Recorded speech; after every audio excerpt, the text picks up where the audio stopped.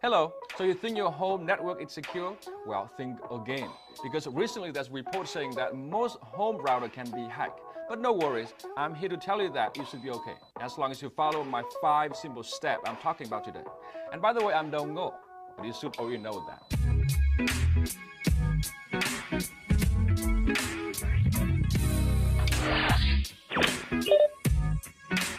So let's start.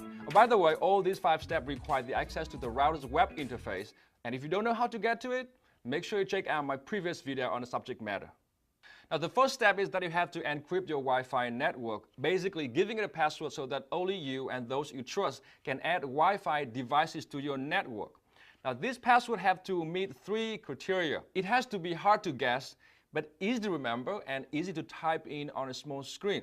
So think of a convention. For example, you can use a straight line on a keyboard such as QWERTY plus your postal home zip code, and that would do. You can always throw in more numbers or use a different straight line. Just, go with that convention.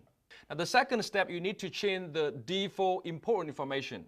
They are called default because they are public knowledge and everybody knows. The 2 of them need to be changed are the default IP address and the default login password. The IP address can be changed to almost anything you want. So instead of the default 192.168.1.1, you can make it 10.11.12.13 or 40.50.60.69. Basically, have fun with the numbers. Note that once the IP has been changed, you have to use the new IP address to access the router web interface. Changing the IP address actually helps greatly reduce the chance that your router can be hacked from outside. Now, the router default login password have to be, of course, hard to guess and different from the Wi-Fi password I talked about earlier. Third step, do not turn on any remote access feature unless you know very well what you're doing. These features include FTP or remote management, and if you do turn them on, make sure you put on restriction, use secure HTTP, or use a non-convention port numbers. Now, the fourth step, make sure you upgrade the routers to the latest firmware. This can be as easy as a few clicks, or maybe you have to download the firmware and do that manually.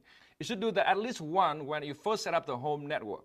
Remember, do not do anything during the upgrading process, because if you turn the router off during the upgrading process, you can actually brick your home router.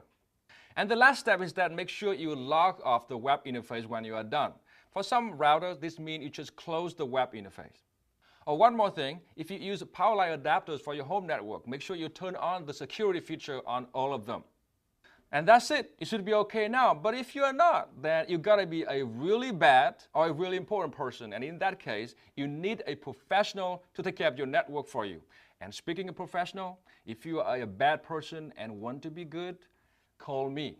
I'll write you up. And that's because I am Don't Know. And this has been a quick guide on how to keep your home network secure.